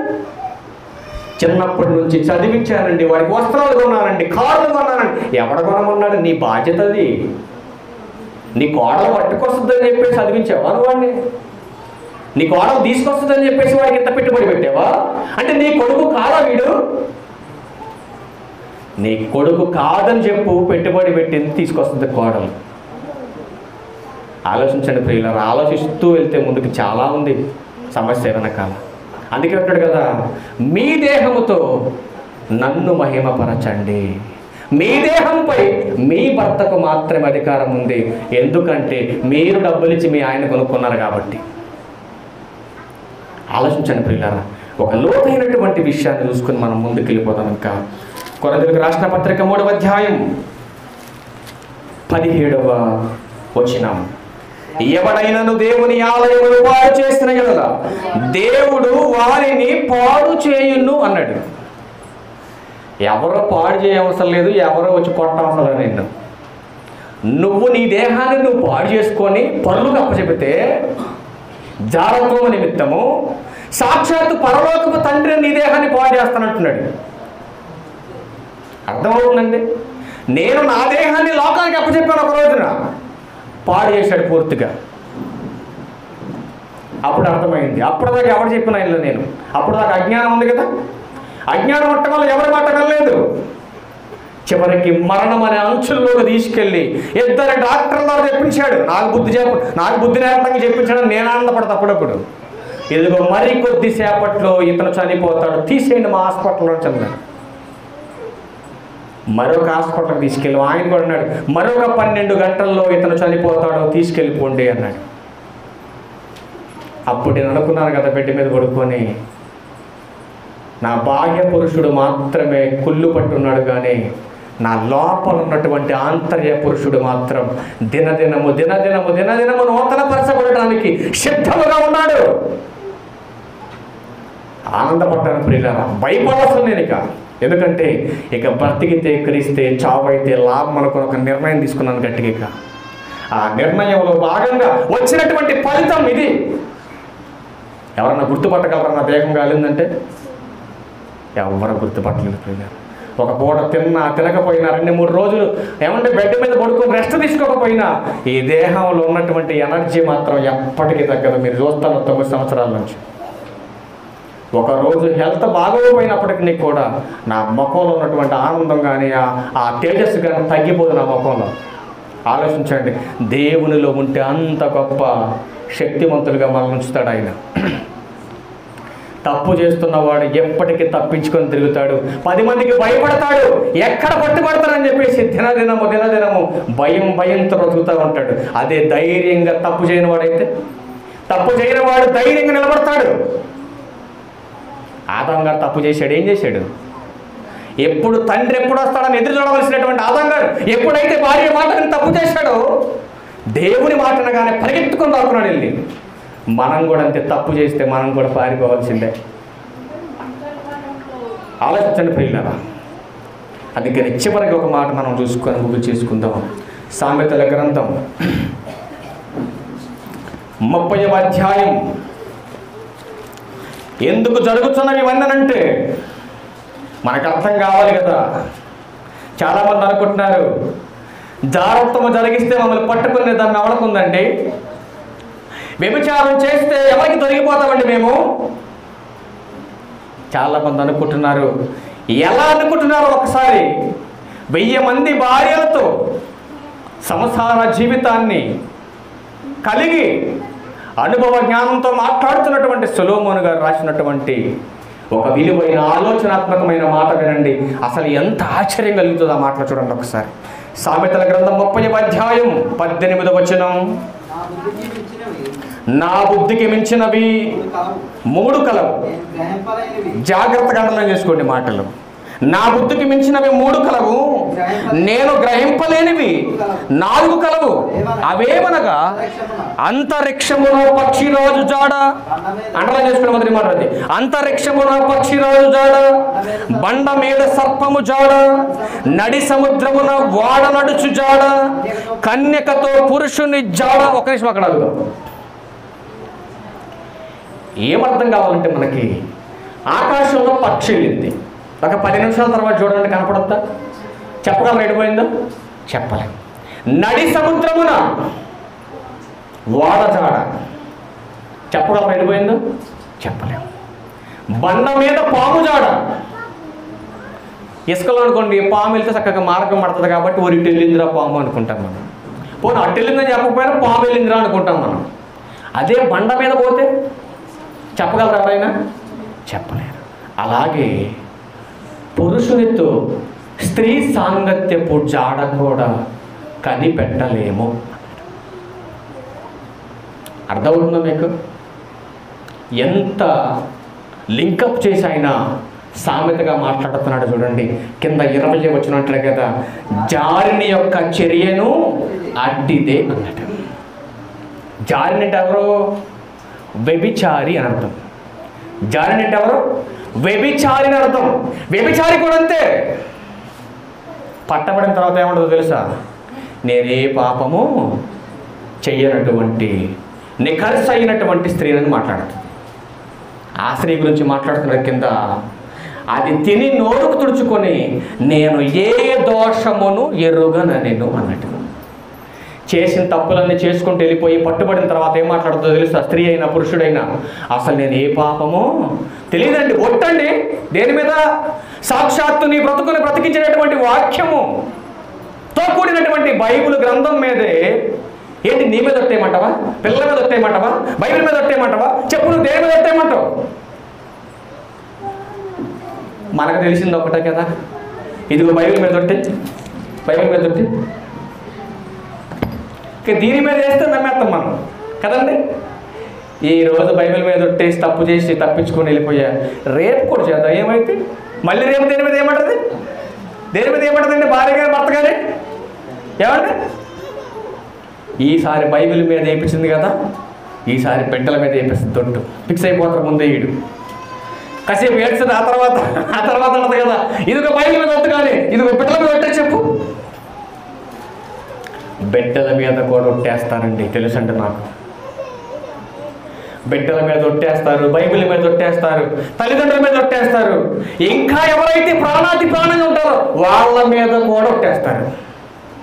కానీ చేయవలసినటువంటి తప్పులన్నీ చేసేస్తానే ఉంటారు. అందుకని సొలొమోను గారు మరొక మాట చెప్పాడు, మీరు ఎన్ని చెప్పినా మీరు మారని నాకు తెలుసురయ్యా. కాబట్టి మీకు మరొక సామెతతో కూడినటువంటి హెచ్చరిక వదులుతున్నాను. ఒక్కసారి మరి మీకు ధైర్యం ఉంటే నిజంగా చేయండి మరి పనులన్నీ అని చెబుతున్నాడు. చూద్దాం ఒకసారి సామెతల గ్రంథం 6వ అధ్యాయం 23వ వచనం చదువుతుంది. ఆజ్ఞ దీపముగాను ఉపదేశము వెలుగుగానుండును, శిక్షార్థమైన గద్దింపులు జీవ మార్గములు. సామెతల గ్రంథం 6వ అధ్యాయం 26వ వచనం. సామెతల గ్రంథం 26 చదువున్నాను. వేష సాంగత్యము చేయువానికి రొట్టె తునక మాత్రమే మిగిలి ఉండును, మగనాలు మిక్కిలి విలువ గల ప్రాణమును వెంటాడును. నేను మగాన్నండి, ఒకడు అంటాడు కదా, నేను మగాన్నండి, నేనే తప్పని చేస్తాను, అది ఆడదే. అన్ని క్లోజ్ చేసుకొని ఇంట్లోనే ఉండాలా? మీకు విషయం చెప్పమంటారా? ఈ సందర్భంలో చెప్పొచ్చు చెప్పకూడదు కానీ అయినా చెప్పాలి, ఎందుకంటే పచ్చికి చెబితేనే మనకు అర్థమవుతుంది. ఇవన్నీ పురుషుల కంటే శారీరక కోరికలు స్త్రీల్లోనే ఎక్కువ ఉంటాయి ప్రియులారా. పురుషుల కంటే స్త్రీలకే శారీరక కోరికలు ఎక్కువ ఉంటాయి. కొంతమందికి అర్థమవుతుంది ఈ మాట, మరి కొంతమందికి అర్థం కాకపోయినా పెద్ద ప్రాబ్లం లేదు అని చెబుతున్నాడు కదా. వేష సాంగత్యము చేయువానికి రొట్టె తునక మాత్రమే మిగిలి ఉండును అన్నట్టు. వేరొకని భార్యతో వేరొకని పురుషులతో సాంగత్యము జరిగించేవారు ద్వారా మీకు చివరిగా మిగిలేది ఒక్కటే, నువ్వు ఒక్కడవే. నీతో ఎవ్వడు కలిసి ఉండడిక. నేను మగాన్ని ఏదైనా చేస్తాను, నువ్వు తెగించుకొని తిరుగుతున్నావు కదా. మగనాలు నిన్ను వెంటాడి నాశనము చేస్తాయి. ఏ మగతనమని నువ్వు తిరుగుతున్నావో ఆ మగతనమే నిన్ను ఒంటరిగా నిలబెడుతుంది. రొట్టె తునక మాత్రం మిగిలంటే ఒక మొక్కగా మిగిలిపోతావు చివరికి, నువ్వు మోడుగా. ఆలోచించండి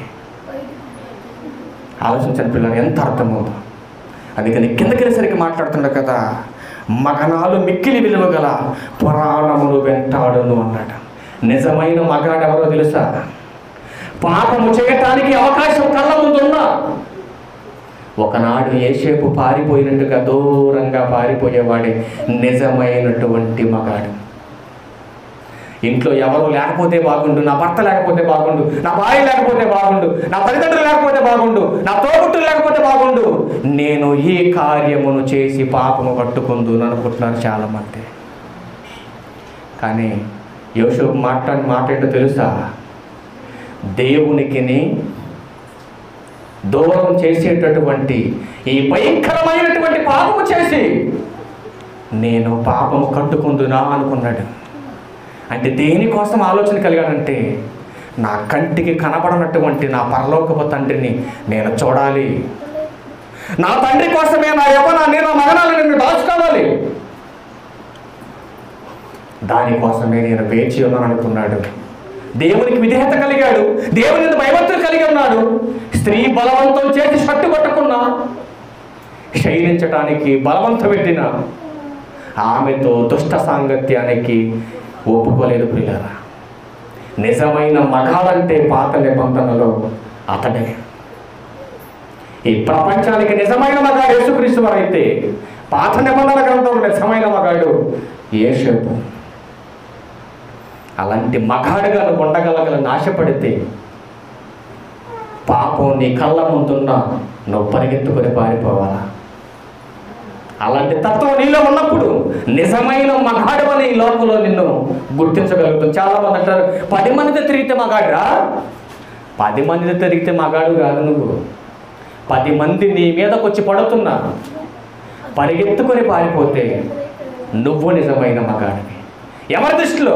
లోకం దృష్టిలో చేతకాని కారణమైనప్పటికీ కూడా దేవుని దృష్టిలో నిజమైన మగాడు నువ్వు. ఆలోచించండి పిల్లలు, అంత తేడా ఉంది. కిందకు వచ్చేసరికి అంటున్నాడు కదా, నాయన జారులతో వ్యభిచారం చేస్తున్నటువంటి వారులారా, జాలతో జరిగిస్తున్నటువంటి వారులారా, ఈ 2 మాటలు వాస్తవం అని మీరు ఎలా నమ్ముతున్నారో, ఆ 3వ మాట కూడా అంతే వాస్తవం అని చివరగా ముగింపు మాట మీకు చూపించి ముగించాలనుకుంటాను నేను.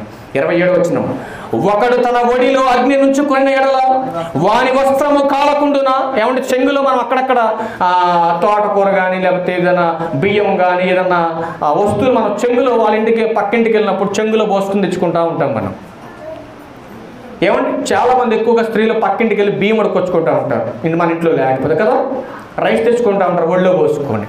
అలాగే మీ ఇంట్లో పొయ్యి మంట చేసుకోవడానికి పక్కింటి దగ్గర పొయ్యిలో ఉన్నటువంటి నిప్పులు పోసుకొని వస్తారండి? ఎందుకని పోసుకురాలేరు? వస్త్రము కాలిపోతుంది. వాస్తవం నమ్ముతున్నారు ఈ మాట మీరు? ఏమండి, వడిలో నిప్పులు వేసుకుంటే వస్త్రము కాలుతుందని నమ్మటం ఎంత వాస్తవమో నెక్స్ట్ రెండో మాట, ఒకడు నిప్పుల మీద నడిచిన ఎడల వాని పాదములు కమలకుండునా అన్నాడు. చెప్పులు లేకుండా నిప్పుల మీద నడవండి. ఇప్పుడు గచ్చు మీద నడవలేము మనం. బయట నిప్పుల మీద నడిస్తే పాదాలు ఏమైపోతాయి? కాళ్ళు కమిలిపోతాయి. నమ్ముతున్నారు అందరూ మీరు? నమ్మాలి మరి, ఖచ్చితంగా వాస్తవం కదా ఇది. మరి ఒకవేళ నమ్మకపోతే ఇంటికి వెళ్ళిన తర్వాత ఖచ్చితంగా కట్టెలు పోసేసుకొని ఆ నిప్పులు పరుచుకొని ఒక్కసారి నడిచి చూడండి ఇంటికి పోయి. ఏమంటే నెక్స్ట్ కింద మాట చెప్తున్నాడు చూడండి, తన పొరుగు వాని భార్యను కూడువాడు కూడా ఆ ప్రకారమే సర్వనాశనమగును అన్నాడు. వినాలి జాగ్రత్తగా మీరు. ఆ 2 మాటలలో ఎంత సత్యమైతే ఉందని మీరు నమ్ముతున్నారు, అలాగే పొరుగువాని భార్యను పొరుగువాని భర్తను ఆశించి జాగ్రత్తము జరిగించేటటువంటి పురుషుడైనా స్త్రీ అయినా అలాగే సర్వనాశనమగును అంటున్నాడు. ఆమెను ముట్టువాడు శిక్ష తప్పించుకొనడు అన్నాడు. ఆమెను ముట్టువాడు శిక్షను తప్పించుకొనడు. ఇన్ని విలువైన మాటలు చెబుతున్నా మనం వినువారు మాత్రమై ఉండి మనలను మనమే మాస్పుచ్చుకొని ఇంటికి వెళ్ళిపోయి అయ్యగారట్ట చెప్తాడులే, ఆయన పని ఏంటి? ఆయన రంకిలే చెప్పటం ఆయన పని. మా పని ఏంటి? 2 చెవులు మనకెందుకు ఇచ్చాడు దేవుడు? ఇందుతో దీంతో దీంతో ఇడిచిపెట్టు, ఇదే కదా. అందుకే చెబుతున్నాడు ఆయన, మీరు వినువారు మాత్రమై ఉండి మిమ్మల్ని మీరు మాస్పుచ్చుకుంటే ఒక రోజున అక్కడికి వెళ్ళాలి. మీరు ఎక్కడికి వెళ్ళాలి? అక్కడికి వెళ్ళాలి. క్రీస్తు న్యాయపీఠం దగ్గర నిలబడాలి. మీ కన్నుల ఎదుట వరుసగా పెట్టి చూపిస్తాడు మీకు. ఇప్పటిదాకా నా తల్లిదండ్రులకు తెలియనటువంటి విషయం, నా భార్యకు తెలియనటువంటి విషయం, నా భర్తకు తెలియనటువంటి విషయం ఎవరి కంటపడకుండా ఒక స్త్రీ అంట సీసీ కెమెరా కూడా దొరకకుండా వ్యభిచారం చేస్తుందంట, భర్తను మోసం చేసి. సీసీ కెమెరా కూడా దొరకకుండా. అబ్బా ఎంత గొప్ప ఇల్లాలండి ఆ తల్లి. ఏమండి, సీసీ కెమెరాలు కూడా దొరకకుండా చేస్తుందంటే అది పెద్ద గొప్ప ఇల్లు కదా ఏమన్నా. ఏమండి, ఆపు చేసేది ఆన్ చేసేది ఎక్కడుంది? మన కొంపలోనే ఉంటుంది అది. దాన్ని ఆపేస్తే మొత్తం ఆగిపోద్ది. ఇంకా అది గొప్ప విషయం ఏముంది లాజిక్ దాంట్లో? మరి దాన్ని చెప్పుకోవడం జనం. సీసీ కెమెరా కూడా దొరకకుండా అంటే ఇది ఏదో పెద్ద జ్ఞానవంతురాలని చెప్పుకుంటారు జనం బయట. సిగ్గుండాలి కొద్దిగా. సీసీ కెమెరా కూడా దొరకకుండా చేస్తుంటే అర్థం ఏంటి? ఇంట్లోనే మెయిన్ ఆపేసుకుంటుంది, హాయిగా ఆపేసుకొని జాగ్రత్త చేసేసుకుంటుంది. మళ్ళీ తర్వాత ఆన్ చేసుకుంటుంది. ఏంట్రా బాబు అంటే ఏదో చెప్పుకుంటుంది టైం తప్పించుకోవడానికి. అందుకని సామెతల గ్రంథంలో చెబుతున్నాడు కదా ఆయన. చూద్దాం ఒకసారి 34వ వచనం. ఎన్నో దొంగ మాటలు చెప్పి తప్పించుకొని తప్పు చేస్తున్నటువంటి భార్యలారా, భర్తలారా, ఒక్కసారి భార్యల గురించి మాట్లాడదాం. మనము చెబుతున్నాడు కదా సామెతల గ్రంథం 6వ అధ్యాయం 34వ వచనం. భర్తకు పుట్టు రోషం మహారౌద్ధము గలది, ప్రతీకారము చేయ కాలమందు అట్టివాడు కనికరపడడు. ఎందుకంటే భర్తలు ఎందుకని భార్య తలకాలు ఎందుకు నరుగుతున్నారు? ఒక ఆయన కుర్చీలో కూర్చోబెట్టి చక్కగా బైండింగ్ వైర్తో మొత్తం ఒళ్ళంతా వెళ్ళినట్ట. పిచ్చి తల్లికి అర్థం కాలేదు ఎందుకు వెళ్తున్నా మా ఆయన బైండింగ్ వైర్ మా ఒళ్ళంతా అనుకున్నది. చక్కగా అల్లి తల్లించి నా తప్పులేదు నేను మానుకోనలే, కాసేపు పెట్టి బంధించి పోతరు కావచ్చు అనుకుంది మహాతల్లి. ఒకరోజు రూమ్లో పెట్టి తాళం పెట్టిపోయిందంట. సెల్ ఫోన్లు ఉండగా పోయే కాలం ఫోన్ మనకి దగ్గర మెసేజ్ కొట్టింది, ఒకటి వచ్చాడు తీసాడు, జరిగిపోయింది కార్యం. మళ్ళీ ఒకరోజు కాపలా పెట్టాడు. కాపలా పెట్టిన వాళ్ళని లోపరుచుకుంది. మరి పాపం తాగుబోతులు కదా, కాపలా ఉండేది వాళ్ళే ఉంటారు. వాళ్ళు కొంత డబ్బు బాగేసినాడు, తాకడానికి పోయాడు, ఈయన జాగ్రత్తడానికి పోయింది. సరే ఇవన్నీ పసిగట్టుకున్నాడు ఈయన. సరే ఇక 3వ ట్రీట్మెంట్ అనమాట. ఏం చేస్తే మారుద్ది ఇది అనుకున్నాడు. ఇక లాస్ట్ కుర్చీలో కూర్చోబెట్టాడు, ఒళ్ళంతా బైండింగ్ చుట్టాడు. అనుకుంది కదా పిచ్చి బైండింగ్ నన్ను ఏం చేస్తాను, దేవుడిని ఒకటి తిరిగితే కడిగి తిరిగి కట్ చేయించుకొని పోతా అనుకుంది. వెంటనే భర్త ఆలోచన చేశాడు కదా. మరి భర్త ఆలోచన లేనే ఉంటాయి ప్రియులారా. భార్యలు అనుకుంటారు నా భర్తను ఏదైనా బాల్తా కొట్టేసి నా కాలు కింద చెప్పులాగా నేను లోపరుచుకుంటాను అనుకుంటారు భార్యలు చాలామంది. కానీ భర్తకు రోషం వస్తే పరలోకపు తండ్రి రోషంతో పాటు ఉంటుంది. భర్తకు రోషం వస్తే అప్పటిదాకా తిట్టని భర్త, అప్పటిదాకా కొట్టని భర్త, అప్పటిదాకా ఏమన్నటువంటి భర్త, ఒక్కసారి భర్తకు రోషం వస్తే దేహము తలకాయ ఒక్కసారి వీరైపోద్ది. ఆ భర్త ఏం చేశాడంటే కొట్టిన బైండింగ్ వెళ్ళాడు. వెళ్ళిన తర్వాత ఒక 10 నిమిషాలు రెస్ట్ ఇచ్చాడు. దీని బుద్ధి ఎలా ఉందో చూద్దాం కదా అని అనుకొని వెంటనే లోపల నుంచి ఒక పెద్ద కేబుల్ తీసుకొచ్చాడు, కరెంటు కేబుల్. ఏమండి చక్కగా ఆ పక్కన ఒకటి ఈ పక్కన ఒకటి పెట్టాడు. వెంటనే ప్లగ్లో పెట్టేసి ఏమంటే స్విచ్ చేయకుండా వెంటనే ఏం చేసి డోర్ లాక్ చేసేసి బయటికి వెళ్ళిపోయి ఇల్లు మొత్తానికి ఒక స్విచ్ ఉంటుందండి, ఒకటి కొత్తగా పెట్టారు ఇప్పుడు. ఆ స్విచ్ ఆన్ చేసి సైలెంట్కి వెళ్ళిపోయాడు. ఏమైందంటారు భార్య? ఫస్ట్ వాడిని మోసం చేసినట్టుగా, రెండో వాడిని మోసం చేసినట్టుగా, మూడో వాడిని మోసం చేస్తాను అనుకున్నారు. చివరికి డ్యూటీ నుంచి ఇంటికి వచ్చేసరికి నల్లగా మాడిపోయిన మసిగొబ్బులకు అయిపోయింది గదిలో. ఏం జరిగిందని ఆలోచన చేస్తే చివరికి తానే కరెంటు పెట్టుకొని చచ్చిపోయింది అని పుట్టించారు. చంపింది ఎవరు? భర్త. చచ్చిపోయిందని ఎవరి మీద పెట్టారు కింద? భార్య. అంటే భర్తకు రోషం వస్తే భార్యను చంపడానికి కూడా వెనకాడడా? ఆలోచించండి. ఖచ్చితంగా వెనకాడట. ఒక స్త్రీ ఎన్నోసార్లు చెప్పిందంట భర్తకి, నా దగ్గర లేని దాని దగ్గర ఏముందయ్యా, ఎల్లమాకు అని చెప్పిందంట. చెప్పు ఉంటే ఉండి పోతే పో అంటంట. అప్పుడు అందంట కదా 10 రోజులు ఉంటాం మా అమ్మ వాళ్ళ దగ్గర వెళ్ళి, మరలా నేను నీ దగ్గరికి రావాలి. నెల రోజులు ఉంటావు, మరలా నీ దగ్గరికి రావాలి. సంవత్సరం ఉంటావు, మరలా నీ దగ్గరికి రావాలి. కాబట్టి నేను అక్కడికి వెళ్ళి ఉంటే ఎవరికి అవమానం? భర్తగా నీకు అవమానం, తల్లిదండ్రులుగా వాళ్ళకు అవమానం. కాబట్టి అవమానం వస్తే వచ్చింది, నాకే వచ్చింది. కానీ నిన్ను మార్చేంత వరకు కూడా నేను మారను అనుకుంది. ప్రియులారా, ప్రయత్నం చేసింది, ఎన్నో ప్రయత్నాలు చేసింది భర్తను మార్చాలని. వినట్లా ఒకరోజు ఒక నిర్ణయం తీసుకుంది.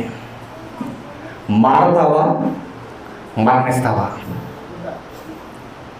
ఏం చేస్తుంటాడో భర్త నిన్ను చంపటం ఒక్క నిమిషం పని నాకు. భర్తగా నిన్ను చంపటం ఒక్క నిమిషం పని నాకు. భర్తలు అనుకుంటారు చెప్ప నీ వంద నీ వల్ల ఏమైందని. భార్య తలుచుకుంటే భర్తను చంపటం ఒక్క నిమిషం పని. నువ్వు తినే ఫుడ్లో, నువ్వు తాగే నీళ్ళలో, నువ్వు తాగే టీలో, నువ్వు తాగే పనికి మాలు ఏదైనప్పటికీ దాంట్లో కలిపేస్తే హాయిగా పడుకుంటావు, ఇంకా ఎవడ పిలిచినా లేక. కానీ ఎందుకు పదే పదే పదే పదే ఎందుకు నిన్ను ఘోషిస్తుందో తెలుసా భార్య? నువ్వంటే అంతగా ప్రేమిస్తుంది కాబట్టి నిన్ను పక్కదారికి వెళ్ళకుండా ప్రయాసపడుతుంది. కానీ ఇంట్లో ఉన్నది గుణవతి అయినా భార్య అయినప్పటికీ కూడా అందములు ఆకారంలో మీకు అందంగా కనపడవచ్చు, కానీ ఒక్కసారి దేవుని మనసుతో దేవుని పక్షాన నిలబడినటువంటి వారుగా దేవుని ప్రేమతో నీ భార్యను ప్రేమించి చూడండి. అంతకన్నా నీ భార్య కన్నా ఎక్కువగా ఎవ్వరూ ప్రేమించలేరు. ఒకే ఒక్కళ్ళు ప్రేమించగలరు, అది నిన్ను గర్భాన మోసి కన్న తల్లిది మాత్రమే. అందుకని భార్య స్థానములో, తల్లి స్థానంలో భార్యను తీసుకొచ్చి పెట్టాడు. అందుకని భార్య ఎందుకు భర్త మీద అంత ప్రేమ చూపిస్తుందనంటే తండ్రి స్థానములో భర్తను తీసుకొచ్చి పెట్టాడు దేవుడు. నువ్వు భార్యను చూసినప్పుడు ఎవరు కనపడాలో తెలుసా? నీ తల్లి కనపడాలి భార్యలో. భర్తను చూసినప్పుడు ఎవరు కనపడాలో తెలుసా? నీ తండ్రి కనపడాలి భర్తలో. అలాంటి స్వభావం కలిగినప్పుడే మీ దాంపత్య వ్యవస్థ దినదినము అభివృద్ధి చెందుతూ ముందుకెళ్ళిపోతుంది. దేవుడు జతపరిచిన వారిని నరుడు ఏం చేయకూడదు? వేరు చేయకూడదు.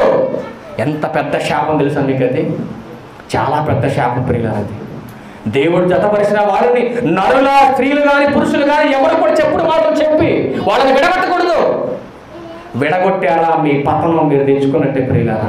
చాలామంది స్త్రీలు ఎక్కువగా తయారైపోయారు వాళ్ళ. చాలామంది మీకు ఏంటంత అంత బాధ ఏంటి? మీకు వాళ్ళు హ్యాపీగా కాపురం చేసుకుంటే నేటి మీకు బాధ ఏంటి?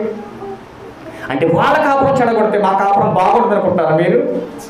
దానికన్నా ఘోరంగా మారిపోతుంది పిల్లలు మీ కాపురాలు. మీ భవిష్యత్తు మీ చేతిలోనే ఉంది. మీ భవిష్యత్తు మీ చేతిలోనే ఉంది. రాబోతున్నటువంటి భయంకరమైన కారణాన్ని ఎదిరించాలనంటే మన ప్రవర్తన మార్చుకోవాలి. ఒకనాడు నినివే పట్టణస్థుల వలె మన ప్రవర్తన మార్చుకోకపోతే మనం వెళ్ళిపోవలసిందే ఖాళీ చేసి. ఇక్కడ 2020లో కరోనా రాకుండా ఆపుకోగలిగాం మనం. 2021 కూడా కరోనా రాకుండా ఆపగలగాలంటే దానికి కావలసింది మన ప్రార్థన, మన మార్పు. అందుకని చివరిగా ఒక్క మాట చూసుకొని ముగింపు చేసుకుందాం. హెబ్రీయులకు రాసిన పత్రిక 4వ అధ్యాయం 13వ మాట. హెబ్రీయులకు రాసిన పత్రిక 4వ అధ్యాయం 13వ మాట. మరియు ఆయన దృష్టికి కనబడని సృష్టము ఏదీ లేదు. మనము ఎవరికి లెక్క చెప్పవలసి ఉన్నదో ఆ దేవుని కన్నులకు సమస్తమును మరుగులేక తేటగా ఉన్నది. కాబట్టి భర్తను తప్పించుకోగలం, భార్యను తప్పించుకోగలం, తల్లిదండ్రులు తప్పించుకోగలము, కానీ నిన్ను అన్ని లోకానికి పంపించినటువంటి పరలోకపు తండ్రిని మాత్రం మనం మోసం చేయలేము. ఆయన తప్పించుకోలేము ప్రియులారా. ఆయన కళ్ళకు తేటగా కనపడుతున్నాం మనం. ఏమంటే గదుల్లో ఉండి రహస్యంగా పనులు చేస్తున్నా, ఊరికి దూరంగా వెళ్ళి రహస్యంగా పనులు చేస్తున్నా, దేశం మీద విడిచిపెట్టి వేరొక దేశంలోకి వెళ్ళి రహస్యంగా పనులు చేస్తున్నా, దేవునికి మాత్రం మనం వేరుకైనటువంటి వారమే, తేటగా మనం కనపడుతున్నాం. కాబట్టి మన ప్రవర్తన జాగ్రత్త అని చెబుతున్నాడు. మరి ఇలాంటి జాగ్రత్త జరిగించే వారికి సన్మానం ఉందంటారా? ఏమన్నా ఎక్కడుంది సన్మానం? ప్రకటన గ్రంథం 21:8. ప్రకటన గ్రంథం 21:8. ప్రకటన గ్రంథం 21:8. పిరికి వారును, అవిశ్వాసులను, అసహ్యులను, నరహంతకులను, వ్యభిచారులను, మాంత్రికులను, విగ్రహారాధికులను, అబద్ధికులందరూ ఎందులో? అగ్నిగంధకములలో, మండుగుండములో పాల్గొందురు. ఇది 2వ మరణము అన్నట్టు. కాబట్టి ఈ జారత్వం వలన ఏమైనా లాభం ఉందంటారా మీరు చెప్పండి? ఇప్పుడు లేదు. కాబట్టి ప్రియులారా, ఇప్పుడు రాసుకోండి పాఠం పేరు. జాగ్రత్త జరిగించాలా, దూరంగా పారిపోవాలా? చెప్పాలి క్వశ్చన్ ఇది. జాగ్రత్త జరిగించాలా, దూరంగా పారిపోవాలా? దూరంగా పారిపోయి ఒకనాడు చరిత్రలో గ్రంథంలో రాయబడినటువంటి ఒకనాడు యోషోబులా మనం రాయబడాలంటే జీవపు గ్రంథంలో మనం కూడా జారత్వానికి దూరంగా పారిపోవాలి. లేదంటే తండ్రి అయిన దేవునికి దూరంగా వెళ్ళిపోయి ఆ అగ్నిగుండములో మండుగుండములో యుగయుగాలు కాలిపోతాం. మనం అందరం కూడా గుర్తుపెట్టుకోండి ఈ విషయాన్ని. దాని వలన వచ్చే లాభాలు అపకీర్తి, అనారోగ్యం, అజ్ఞానం, అకాల మరణం, ఆత్మకు నాశనం. అది రెండవ మరణం. ఇకనైనా మనకున్నటువంటి ఆ శరీర కార్యాలు విడిచిపెట్టి దేవునికి విలువైనటువంటి పాత్రలుగా మన దేహముతో దేవుణ్ణి మహిమపరిచేటటువంటి వారుగా మనకిచ్చినటువంటి ఆయుష్కాల దినాలన్నీ పూర్తి చేసుకొని మరణించి పరలోకం అనే మహాలోకానికి వెళ్ళాలని ప్రభు పేరట మీ అందరికీ మనవి చేస్తూ హెచ్చరిస్తూ నన్ను నేను హెచ్చరించుకుంటా ఉన్నాను. అందరికీ వందనాలు.